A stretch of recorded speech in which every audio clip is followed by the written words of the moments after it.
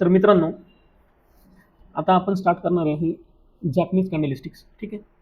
तर Japanese कॅन्डलस्टिकचा use का करायचा आहे, काय नाही करायचा, त्याचे बेनिफिट्स काय आहेत, त्याचा उगम कुठून झाला आहे, त्याला कुणी इन्व्हेंट केलं आहे, ह्या सगळ्या गोष्टी आपण ह्या व्हिडिओमध्ये चेक करणार आहेत, जेणेकरून तुम्हाला बेसिक फाउंडेशनपासून हा कोर्स दिला जाणार आहे, ज्यातून तुम्हाला बेसिकपासून ॲडव्हान्सपर्यंत पूर्ण नॉलेज येईल. फक्त कॅन्डल्स माहिती असून पण उपयोग नाही आहे. तर इन डिटेलमध्ये नॉलेज असेल तर तुम्हाला नक्कीच ते बेनिफिशियल राहील. ठीक आहे. तर आपण आता चेक करूयात कॅन्डलस्टिक्स. ठीक आहे. तर मित्रांनो, व्हिडिओ स्टार्ट करायच्या आधी एक रिक्वेस्ट आहे. ती रिक्वेस्ट अशी आहे की तुम्ही ह्या चॅनलला लाईक करा, सबस्क्राईब करा, शेअर करा आणि जास्तीत जास्त मराठी लोकांपर्यंत हा व्हिडिओ पोहोचवण्याचा प्रयत्न करा.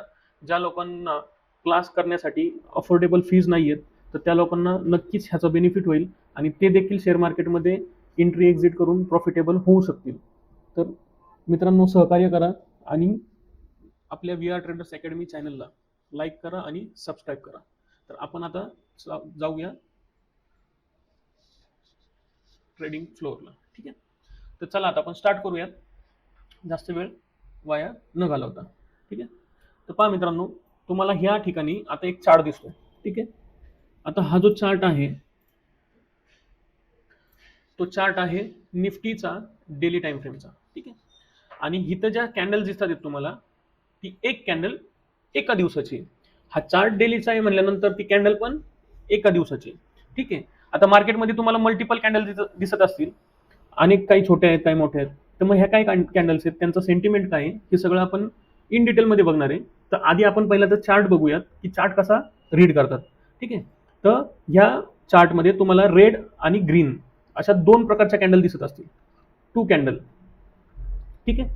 तर जी रेड कॅन्डल आहे ती रिप्रेझेंट करत असते बेअर्सला आणि जी ग्रीन कॅन्डल आहे ती रिप्रेझेंट करते बुल्सला. ठीक आहे. बुल्स म्हणजे काय, जे की मार्केट अप ट्रेंड घेऊन जातात, आणि बेअर्स म्हणजे काय, तर मार्केट डाऊन ट्रेंड घेऊन येतात.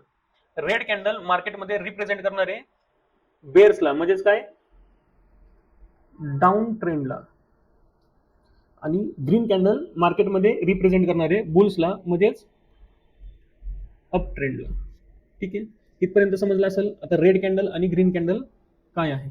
ठीक आहे. रेड कॅन्डल मार्केटमध्ये बनली तर समजून जा मार्केट खाली जाणार आहे, आणि जर मार्केटमध्ये ग्रीन कॅन्डल बनली तर समजून जा मार्केट वरती जाणार आहे. फक्त आता एवढ्याच नॉलेजवर तुम्ही ट्रेडर झालेत का, तर नाही. हे बेसिकली तुम्हाला फक्त समजण्यासाठी मी हे सोप्या भाषेमध्ये करून सांगतो तुम्हाला. मग ह्या गोष्टीवर लगेच ट्रेड करायचा नाही. ठीक आहे. तर पहा, आता ह्या राईट साईडला तुम्हाला काही नंबर्स दिसतात. 23,200, 23,000 असे नंबर्स दिसतात. तर मग हे काय, तर हे ह्याला बोलतात मनी लेवल. मनी लेवल म्हणजे काय, मार्केट कोणत्या प्राइसवर आहे हे शो करण्याचं काम काय करते, ही मनी लेवल करते. तर पहा, मार्केट आता कोणत्या प्राइसवर आहे हे जर चेक करायचं असेल तर मला एक तर कॅन्डल आणि प्राइस रेंज ही हेल्प करणार आहे. सोबत खाली इथं तुम्हाला दिसत असेल 21, 13, 15 हे काय डेज आहेत. खाली जो वाय ऍक्सिस आहे त्याच्यावर काय दिलेलं असतं, डेज आणि मंथ्स. म्हणजेच असं होईल का की ही जी स्पेसिफिक कॅन्डल आहे ही कदाचित 16 एप्रिलचे आहे. स्पेसिफिक कॅन्डल 16 एप्रिलचे आहे. सोबत 16 एप्रिलला मार्केट किती हाय आणि किती लो गेला हे जर चेक करायचं असेल तर बघा, जर 16 एप्रिलला मार्केट 21,800च्या आसपास गेला होता, आणि 16 एप्रिलला मार्केट हाय कितीला गेला, तर 22,200ला. म्हणजे मला काय समजलं की त्या स्पेसिफिक डेला त्या कॅन्डलनुसार मार्केट किती हाय गेला आणि किती लो आला. म्हणजे चार्टमध्ये कॅन्डल किती महत्वाची असते आणि तिचा अभ्यास योग्य पद्धतीने करणं किती गरजेचं असतं हे तुम्हाला ह्या चार्टवरनं समजत असेल. जर आता ही फक्त डेचं सांगितलं, मंथचं काढायचं असेल तर बघा, आता हा मे मंथ आहे. मे महिन्यामध्ये मार्केट किती लो आला, 21,800 ते 21,850च्या आसपास आला, आणि किती हाय गेला, तर 23,100च्या आसपास ते 23,150च्या आसपास मार्केटनी हाय लावलाय. म्हणजे हे पूर्ण महिन्याचं कॅल्क्युलेशन झालं का, हे पूर्ण मंथचं कॅल्क्युलेशन झालं. ठीक आहे. या महिन्यामध्ये मार्केट एवढा हाय आणि एवढा लो आला. म्हणजे तुम्हाला आता एक बेसिकली फक्त एक चार्ट कशा पद्धतीने पाहिला जातो हे तर तुम्हाला समजलं असेल की मनी लेवल म्हणजे काय असते, ही रेड कॅन्डल ग्रीन कॅन्डल काय काम करते, हे मंथ्स हे डेज काय काम करतात, ही स्पेसिफिक एका डेची कॅन्डल कशी वर्क करते हे तर समजलं असेल. आणि हा कोणता आहे, निफ्टी 50चा डेली चार्ट आहे. ठीक आहे, तर मग आपण आता जास्त वेळ न घालवता नेक्स्ट स्लाइडवर जाऊ आणि अजून अभ्यास करूया. ठीक आहे, तर चार्ट समजला असं मी तुम्हाला गृहीत पकडतो. ठीक आहे, तर चला नेक्स्ट स्लाइडवर जाऊ. तर पहा, आपल्याला ही जी कॅन्डलिस्टिक्स आहेत ह्या का शिकायच्या आहेत आणि जॅपनीज कॅन्डलिस्टिक शिकणं का गरजेचं आहे, तर त्याचं थोडंसं एक शॉर्टमध्ये तुम्हाला इन्फॉर्मेशन देतो, म्हणजे तुम्हाला समजेल की कॅन्डलिस्टिक किती महत्वाचे असते. ठीक आहे, तर कॅन्डलिस्टिकचा यूज हा वर्ल्ड वाईड केला जातो आणि सगळे ट्रेडर करतात, बिगनर पासून ते पूर्ण प्रो ट्रेडर पर्यंत सगळे ट्रेडर हे कॅन्डलिस्टिकचं यूज करतात. वर्ल्ड वाईड करतात म्हणजे काय, इंडियामध्ये पण इंडियाच्या बाहेरमध्ये पण सगळेच करतात. ठीक आहे, का करतात तर समजण्यासाठी काय ती एकदम सोपी आहे. ठीक आहे, आता कॅन्डल थ्रू आपण मार्केटची सायकोलॉजी पण समजू शकतो, म्हणजे एवढी इम्पॉर्टंट आहे कॅन्डलिस्टिक शिकणं. ठीक आहे, मार्केटमध्ये प्राइस ऍक्शन अनालाइज करायची असेल तुम्हाला, तर तुम्हाला कोणाचा यूज होणार आहे, कॅन्डलचाच यूज होणार आहे. स्पॉटिंग रिव्हर्सल म्हणजे काय, जर मार्केटमध्ये बॉटम पासून रिव्हर्सल येणार आहे की टॉप पासून रिव्हर्सल येणार आहे हे माहित करून घेण्यासाठी पण काय लागतं, मला कॅन्डलिस्टिक्स लागतात. ठीक आहे, दुसरं काय, बाय आणि सेल सिग्नल कशा पद्धतीने येतो मार्केटमध्ये हे कोण शिकवणार आहे आणि सांगणार आहे, तर कॅन्डलिस्टिक. म्हणजे कसं बघा, एक्झाम्पल, आता हा सपोर्ट आहे, मार्केट ड्रॉप झाला म्हणजे डाऊन आला आणि ह्या ठिकाणी सपोज अशी एखादी बुलिश कॅन्डल बनली आणि तिथून मार्केट परत अप ट्रेंड गेला, म्हणजे ह्या कॅन्डलनी काय सांगितलं की ह्या सपोर्टवर बायर्स ऍक्टिव्ह झाले आणि इथून मार्केट अप ट्रेंड गेला, म्हणजे ह्यांनी बायचा सिग्नल दिला होता का, दिला होता. आणि ह्या स्पेसिफिक लेवलवर असं समजा एक बेअर्स कॅन्डल बनली, बेअरिश कॅन्डल बनली, तर ह्या कॅन्डलपासून मार्केट परत डाऊन साईडला आलं, म्हणजे ह्याचा अर्थ असा आहे का रेजिस्टन्स लेवलला ह्या स्पेसिफिक कॅन्डलनी काय केलं, बेअर्स सिग्नल दिला. आता समजलं असेल की मार्केटमध्ये रिव्हर्सल ओळखण्यासाठी पण कॅन्डलचा उपयोग केला जातो. ठीक आहे, समजण्यासाठी एकदम सिंपल आहे, एकदम सिंपल आहे.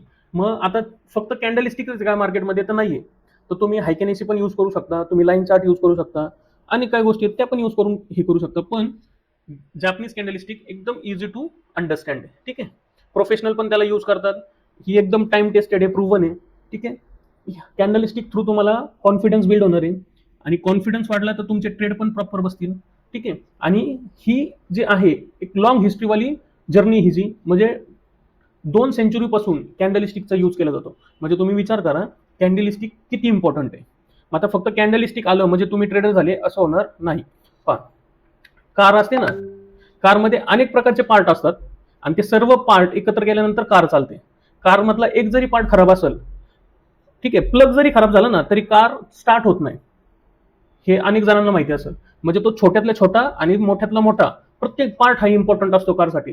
त्याच पद्धतीने ट्रेडिंगमध्ये पण छोट्यातला छोटा टॉपिक, बेसिक पासून ते ऍडव्हान्स पर्यंत प्रत्येक टॉपिक हा इम्पॉर्टंट आहे. त्याच्यामुळे एक पण टॉपिक मिस करू नका आणि व्यवस्थित पद्धतीने ह्याचा स्टडी करा. ठीक आहे, आपण पुढे जाऊ. तर पहा मित्रांनो, जॅपनीज कॅन्डलस्टिकची हिस्ट्री काय आहे ते बघूयात. ठीक आहे, मुनेन्शिया होमा हे जे आहेत हे जपानचे एक राईस ट्रेडर आहेत आणि ह्यांनी कॅन्डलस्टिकचा शोध लावलाय. ठीक आहे, तो शोध कसा लावला त्याची स्टोरी मी नेक्स्ट स्लाइड मध्ये सांगणार आहे तुम्हाला. ठीक आहे, मग आता हे जे आहेत ह्यांनी कॅन्डलस्टिकचा शोध लावला बुल्स आणि बेअर्सचा. हे एक सायकोलॉजी एक्सपर्ट पण आहेत मार्केटमध्ये, ते स्वतः एक सक्सेसफुल प्राइस ऍक्शन ट्रेडर आहेत आणि त्यांना मार्केटचे गॉड समजलं जातं. ठीक आहे, मग हे कुठं होते तर जपानमध्ये होते. त्यांनी एक बुक लिहिलंय fountain of God, the 3 monkey recorded of money, 1755 साली. तर पहा मित्रांनो, 1755 साली यांनी कॅन्डलस्टिकचा शोध लावून शेअर मार्केटमध्ये ट्रेडिंग केलेली आहे. त्या काळामध्ये तर काहीच नसेल, आपल्याकडे तर भरपूर साऱ्या गोष्टी आहेत, मोबाईल आहे, ॲप आहे, ब्रोकर आहे, तर त्या काळामध्ये तर कसे ट्रेड करत असतील, तरी पण ते गॉड आहेत. आणि आपल्याला सगळं असून पण आपल्याकडे रिझन जास्त आहेत की हेच नाही तेच नाही, मग मला हेच ट्रेडिंग नाही जमत, तीच ट्रेडिंग नाही जमत, मग हा तिकडे पळतोय तो तिकडे पळतोय. एकाच कशावर तरी ठाम राहा आणि ट्रेडिंग करा, बरोबर सक्सेसफुल व्हा. ठीक आहे, आता जपानमध्ये इन ह्याला म्हणतात बेरिश मार्केट आणि अँग ह्याला म्हणतात बुलिश मार्केट. ठीक आहे, समजलं असेल. आणि हे राईस ट्रेडर आहेत जपानमधले फेमस. ठीक आहे, आता तुम्हाला शॉर्ट मध्ये समजलं असेल की कॅन्डलस्टिकचा शोध कोणी लावला, मुनेन्शिया होमा. आता हे माहिती असणं गरजेचं आहे, ह्याच्यावर काही एक्झाम होणार नाही, पण ऍज अ ट्रेडर म्हणून तुम्हाला पुरेपूर नॉलेज असणं खूप गरजेचं आहे. ठीक आहे, तर आता आपण जाऊ नेक्स्ट स्लाइडला. तर पहा मित्रांनो, हे जे स्टीव्ह निसॉन आहेत, ह्यांना म्हणलं जातं modern father of Japanese candlestick. म्हणजेच काय की ह्यांनी जगाला 1989 मध्ये जॅपनीज कॅन्डलस्टिकचा अर्थ सांगितला आणि जॅपनीज कॅन्डलस्टिकचा यूज करून कशी ट्रेडिंग केली जाते ही वर्ल्ड वाईड पसरवण्याचं काम कोणी केलंय, तर स्टीव्ह निसॉन. म्हणून त्यांना father of modern Japanese candlestick म्हणतात. ठीक आहे, तर त्यांचं हे बुक पण आहे, जॅपनीज कॅन्डलस्टिक चार्टिंग टेक्निक्स. ठीक आहे, हे तुम्ही पाहिलं असेल, 2 ते 3 हजार रुपयाला बुकच आहे फक्त अमेझॉन फ्लिपकार्टवर. तर ते ह्यांचं बुक आहे. ठीक आहे, आता हे एक बेस्ट जॅपनीज कॅन्डलस्टिक ट्रेडर पण आहेत. ठीक आहे, आणि त्यांचं काय म्हणणं आहे ते बघा इथं, की ते बोलतात की लोकांना कॅन्डलस्टिक तर माहित आहे, पण त्याचा योग्य तो वापर करून ट्रेडिंग कशी केली जाते हे त्यांना समजत नाही. त्याच्यामुळेच खऱ्या शिक्षणाचं महत्व हिथंच समजलं.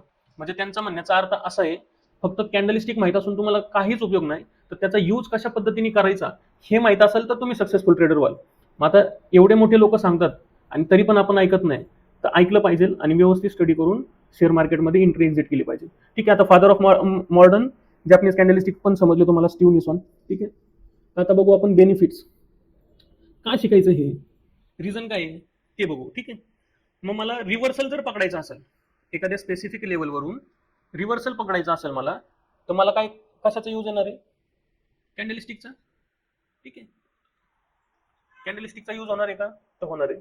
ठीक आहे, जर सपोज मला असं वाटलं की मी जी एंट्री मारली ती रॉंग आहे, तर मी लगेचच शॉर्ट लॉसेसवर एंट्री कट करू शकतो का, तर मला बिग लॉस होऊ नये म्हणून. ते कशावर समजलं मला, तर कॅन्डलस्टिक वरून.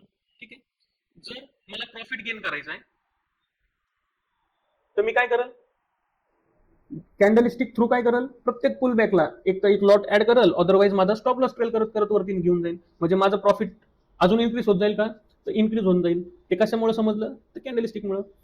सोबतच मला जर का मार्केटचा ट्रेंड राईड करायचा आहे, म्हणजे ट्रेल करत न्यायचं आहे अप ट्रेंड किंवा डाऊन ट्रेंड ट्रेड करत न्यायचं आहे मला, माझं टार्गेट 1:2 हिट झाले, तरी पण मला जर का माझी सिस्टीम सांगते की अजून टार्गेट भेटू शकतं, तर मग मी कशाच्या बेसिसवर ट्रेल करू शकतो, तर जॅपनीज कॅन्डलस्टिकच्या बेसिसवर मला समजणार आहे की एंट्री अजून तशीच्या तशीच फॉलो करायची. ठीक आहे, जर बॅड ट्रेड असतील किंवा एखाद्या दिवशी साईडवेज मार्केटमध्ये एंट्री घेण्यासाठी आपण कधी कधी जातो, पण ज्या वेळेस मार्केट साईडवेज होतं त्यावेळेस आपल्याला कॅन्डल थ्रू समजतं का की मार्केट आता साईडवेज आहे आणि मार्केट एका स्पेसिफिक रेंज प्राइसमध्ये स्टक झाली आहे.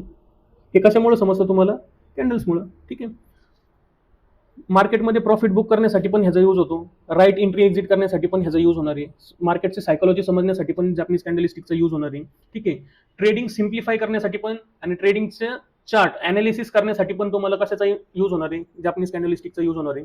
ठीक आहे, दुसरी गोष्ट, मार्केटला कोणी कंट्रोल केलंय हे समजण्यासाठी पण कॅन्डलस्टिकचा यूज होणार आहे. बघा, मार्केट जर पडतच चाललंय म्हणजे काय चाललंय, डाऊन चाललंय, मग ह्याच्यामध्ये रेड कॅन्डल बनत जाणार आहेत का, मग ह्या रेड कॅन्डल तुम्हाला काय सांगतात, मार्केटमध्ये कोणी कंट्रोल घेतलंय, तर बेअर्स लोकांनी. आणि जर अप ट्रेंड चाललाय, ग्रीन कॅन्डल बनत चाललंय, तर मार्केटमध्ये कोणी कंट्रोल घेतलाय, बुल्स लोकांनी. हे समजण्याचं कार्य पण कशामुळे होतं, कॅन्डलस्टिकमुळे. कॉन्फिडन्स पण वाढतो, फेअरलेस एंट्री भेटते आपल्याला, सोबत एंट्री एक्झिट स्टॉप लॉसचा लेवल समजतात आपल्याला कॅन्डलस्टिकमुळे. ठीक आहे, तुम्ही कॅन्डलस्टिकचा यूज करून सर्व इन्स्ट्रुमेंटमध्ये ट्रेडिंग करू शकता, जसं की कॅशमध्ये, फ्युचरमध्ये, ऑप्शनमध्ये, इक्विटीमध्ये, आहे की नाही. सिम्पल, म्हणजे किती बेनिफिट आहे कॅन्डल जर का प्रॉपर शिकली तर. ठीक आहे, कोणत्याही टाइम फ्रेमला कॅन्डलस्टिक यूज करू शकता, ही युनिव्हर्सल ऍक्सेप्टेबल आहे, म्हणजे सगळे ट्रेडर पण वापरतात, वर्ल्ड वाईड वापरली जाते. इंडियन मार्केट असेल, फॉरेक्स मार्केट असेल, क्रिप्टो मार्केट असेल, बिटकॉइन असेल, सोबत तुमचा गोल्ड असेल, सिल्वर असेल, काही ना कमोडिटी असेल, सगळ्यामध्ये कॅन्डलस्टिकचा यूज होतो. तुमची रिस्क रिड्यूस करण्यासाठी पण कॅन्डलस्टिकचाच यूज करावा लागतो आणि सक्सेस रेट वाढवण्यासाठी पण कॅन्डलस्टिकच लागते. म्हणजे एवढे बेनिफिट्स आहेत कॅन्डलस्टिकचे, जर तुम्ही योग्य पद्धतीने कॅन्डलस्टिक शिकले तर तुम्ही नक्कीच प्रॉफिटेबल व्हाल. आता फक्त मी आधी पण सांगितलं, फक्त कॅन्डलस्टिकवर प्रॉफिटेबल होत नाही, पण कॅन्डलस्टिकमुळे एवढे साऱ्या गोष्टी तुम्हाला समजतात, हे तर तुम्ही टाळू शकत नाही. समजतंय. तर ठीक आहे. तर आपण काय करू आता, हितपर्यंतच आपण आपला व्हिडिओ थांबू आणि जो नेक्स्ट व्हिडिओ आहे त्यामध्ये मी तुम्हाला फॉर्मेशन ऑफ कॅन्डलस्टिक शिकवणार आहे. सोबतच त्याची हिस्ट्री, कॅन्डलस्टिकचा ओपन, हाय, लो, क्लोज कशा पद्धतीने इन्व्हेंट झाला ते देखील शिकवणार आहे. मोनिशिया होमा यांनी कॅन्डलस्टिक कशी फॉर्म केली त्याची पण एक हिस्ट्री सांगणार आहे आणि ती पण तुम्हाला दाखवणार आहे चार्टवर. तर व्हिडिओला लाईक करा, सबस्क्राईब करा, कमेंट करा, जास्तीत जास्त मराठी लोकांपर्यंत पोहोचवा आणि एका लेवलमध्ये किंवा लेवल मिस न करता प्रत्येक step by step video check करत राहा, बघत राहा, तुमच्या नोट्स काढत राहा. अशाच पद्धतीने वी आर ट्रेडर्स अकॅडमी तुम्हाला हेल्प करत राहील. जर तुमच्या काही समस्या असतील तर तुम्ही कमेंट करू शकता, नक्कीच आम्ही त्याच्यावर तुम्हाला सल्ला देऊ. ठीक आहे. धन्यवाद मित्रांनो, भेटूया आपण नेक्स्ट लेक्चरमध्ये.